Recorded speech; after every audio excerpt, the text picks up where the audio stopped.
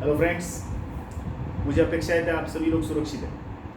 दोस्तों, हम molecular basis of inheritance नाम के बहुत ही इंपॉर्टेंट टॉपिक के अंदर हैं और इसके अंदर हम फिलहाल सर्च ऑफ जेनेटिक मटेरियल की जो सर्च है उसको देख रहे हैं कि जीन्स ऑफ जॉनसन और फैक्टर्स ऑफ मेंडल कहाँ हैं। भले ही ग्रिफिथ्स एक्सपेरिमेंट ने हमको ये चीज़ बताई कि देयर इज द ट्रांसफॉर्मेशन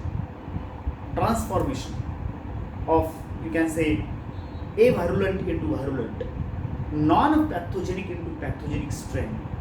लेकिन सवाल ये है कि ये ट्रांसफॉर्मेशन किसकी वजह से हुआ। तो ये चीज़ हमें दुनिया के सामने ला के दी by 3 scientists as Avery MacLeod and Carty. दोस्तों, ये एक्सपेरिमेंट एवरी एक्सपेरिमेंट के नाम से भी फेमस है। This was done in 1944। How and what is this experiment? ये एक्सपेरिमेंट क्या है? दोस्तों, एवरी मैक्लिओड एफसी कार्टी ने वही एक्सपेरिमेंट जो ट्रांसफॉर्मेशन ग्रिफिथ ने करा था, वही एक्सपेरिमेंट रिपीट करा, लेकिन थोड़ा सा अलग तरीके से करा। उनका तरीका देखो। जब ग्रिफिथ ने dead S3, dead heat killed, dead माने हीट किल्ड बॉइल्ड S3 जो बीमारी करने वाला जो बैक्टीरिया है, उसको लाइव और लिविंग R2 के अंदर मिक्स किया था।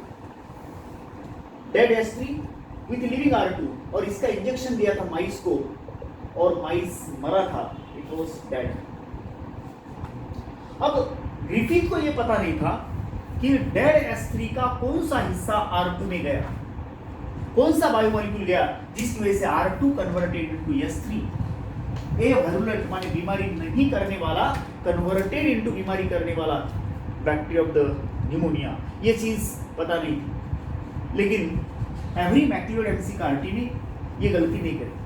उन्होंने क्या करा, एक एक पुर्जा, एक एक हिस्सा, एक एक बायोमोलिक्यूल, एक एक केमिकल ऑफ द S3 अलग निकाल करके उसको जिंदा R2 के साथ मिक्स किया। दोस्तों, जैसे इन्होंने पहले देखो, सबसे ज्यादा शक जो था एज ए जेनेटिक मटेरियल वो था प्रोटीन्स के ऊपर। तो इन्होंने पहले प्रोटीन्स ऑफ S3 अलग निकाला, प्रोटीन्स ऑफ S3 उसको मिक्स किया विथ लिविंग R2, और ये इंजेक्शन माइस को दिया। इंजेक्शन वाज गिवन टू माइस, लेकिन माइस डिड नॉट डाई। माइस नहीं मरा, उसको निमोनिया नहीं हुआ और वो बच गया। उसके बाद उन्होंने एक्चुअली RNA ऑफ S3 निकाला। RNA ऑफ S3 ना जाने क्या हो कि RNA जेनेटिक मटेरियल हो, ना जाने इसके ऊपर जीन्स हो, तो इसीलिए RNA पे शक था। RNA ऑफ S3 लिया, उसको लिविंग R2 के साथ मिक्स किया, लिविंग R2 के साथ, लेकिन R2 का S3 नहीं बना, R2 का R2 ही रहा, जिससे बीमारी नहीं होती। इसका इंजेक्शन माइस को दिया और माइस जो है वो बच गया, माइस नहीं मरा, नॉट डेड। अब उन्होंने S3 का जो है वो DNA निकाला, DNA ऑफ S3 का DNA निकाला, and this DNA was mixed with the living R2, जिंदा R2 के साथ उसको मिक्स किया। देखो क्या क्या किया, देखो DNA of S3 was mixed with living R2 and this injection was given to mice।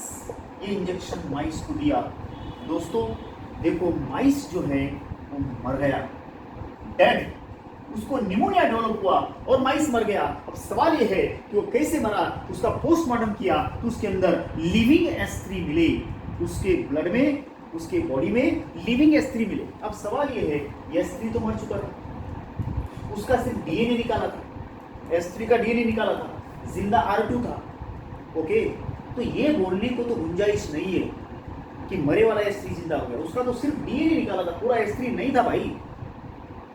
DNA of S3, suppose ये S3 है और S3 का ये DNA है, इस DNA को अलग से निकाला और इसके टुकड़े जो है वो भी इसके इस R2 के साथ, इस R2 के साथ तो डेफिनेटली ये R2 इच S3 बना, ये बात सही है कि R2 का ही S3 बना। अब डेफिनेटली उसको S3 बनाने वाले ये डीएनए के टुकड़े थे। मतलब इस कैप्सूल के जो लक्षण है वो इन्हीं किसी टुकड़े पे होगा। ये टुकड़ा जब इसने उठा लिया R2 ने, तो R2 S3 बन गया। इसका मतलब हो ना हो डीएनए पे इस कैप्सूल के लक्षण होने चाहिए, हो ना हो डीएनए पे ही इस कैप्सूल बनाने वाला लक्षण होना चाहिए। मतलब DNA is the genetic material, DNA is the genetic material. ये बात 1944 में फर्स्ट टाइम जो है एवरी मैक्लियोड कार्टी ने साबित करी। देखो ये तो एक साइड भी कि डीएनए जेनेटिक मटेरियल है। कैसे? DNA of S3 mixed with R2 injection given to mice got dead.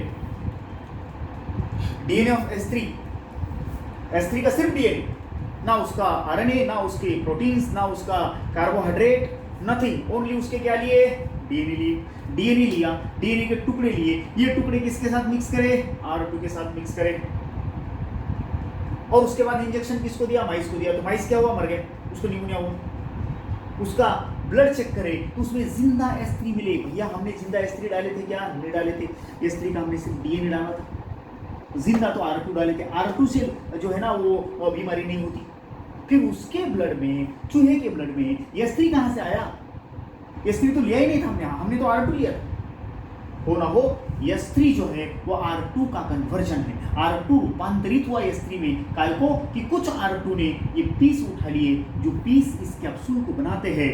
ये डीएनए का टुकड़ा उठा लिया, ये टुकड़ा R2 को कन्वर्ट करता है इनटू S3। और इस तरह से एवरी मैक्लियोड कार्टी ने फर्स्ट टाइम इन 1944 1944 में पहली बार जेनेटिक मटेरियल बोल करके डीएनए दुनिया के सामने आया। देखो दोस्तों, डीएनए की डिस्कवरी एक चीज है।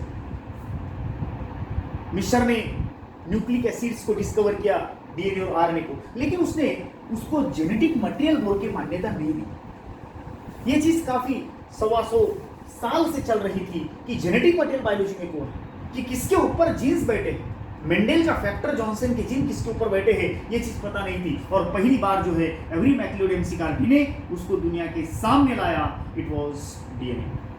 लेकिन फिर भी एक कसक, एक शक, एक डाउट थोड़ा सा बाकी था। उसको भी उन्होंने दूर किया। कैसे दूर किया? देखो, DNA of dead S3, definitely ये S3 जो है वो डेड है, डेड।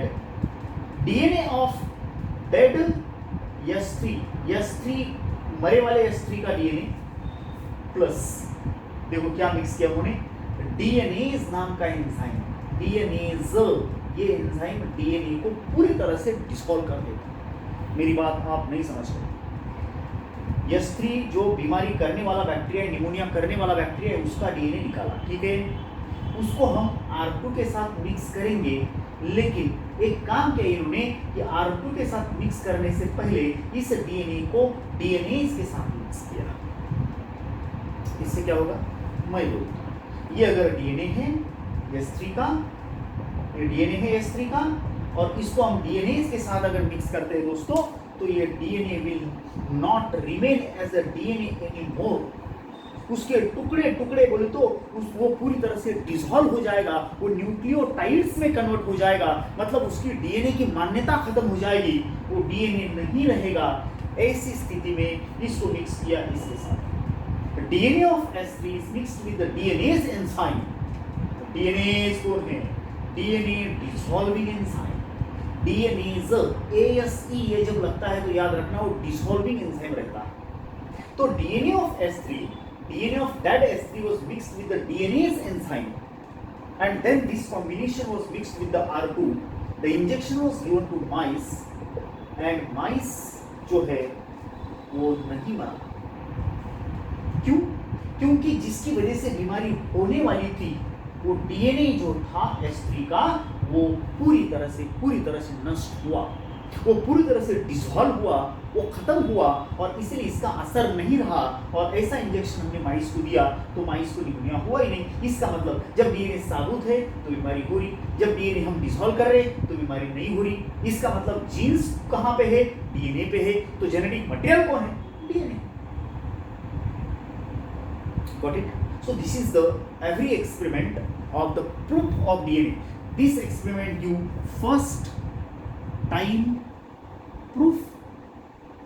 फर्स्ट टाइम प्रूफ किस चीज का? As DNA is genetic material. First time proof.